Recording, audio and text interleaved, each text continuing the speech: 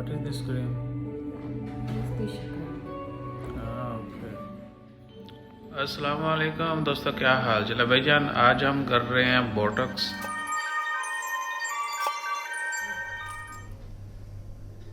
هاي للفرو لاينز من أحلى الإجراءات وألطفها وأكثرها طلب من المراجعين هي البوتوكس، وصراحة يعني هي اللي بتعطي نتائج دراماتيك تشينج، بتعطي وجه منشرح، بتعطي أسارير حلوة. كمان حلاوته البوتوكس إنه سريع المفعول ويعتبر طويل المفعول كمان، يعني إنه المدة اللي بيطول فيها طويلة تعتبر بين 3 أشهر إلى 6 أشهر.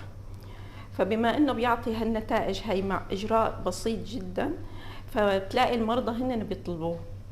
على فكرة البوتوكس ممكن حقنه من عمر 25 سنة، إضافة لحقن البوتوكس بأماكن التجاعيد التعبيرية، كمان ممكن نحقنه لتحت الإبطين لزيادة التعرق.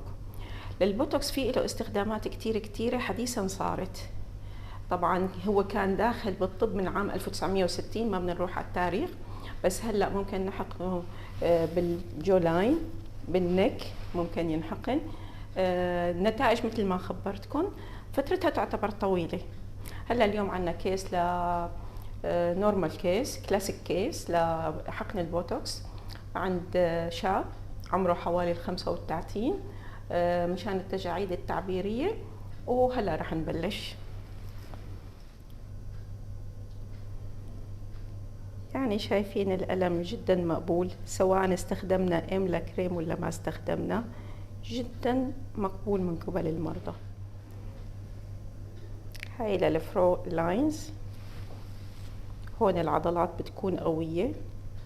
طبعا بيختلف الدوز بين الذكر والأنثى، وبيختلف حسب التجاعيد كيف عمقها. أنا بفضل البوتوكس، دايما بحكي له للمرضى البوتوكس أسرع ما يمكن، the sooner the better، مشان ما يصير في خطوط. يعني الكيس يلي عندي شوي هلا هون صار في خطوط لأنه شوي متأخرين، لأنه هي مو تجاعيد بسبب العمر، هي تجاعيد تعبيرية. هاي للفراون اريا.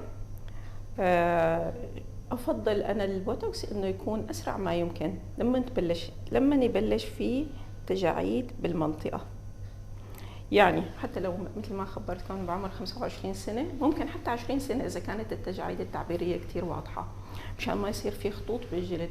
بتصير في استجابة، بس الاستجابة جزئية. لكن صراحة البوتوكس هو من أحلى الإجراءات، من أحلاها.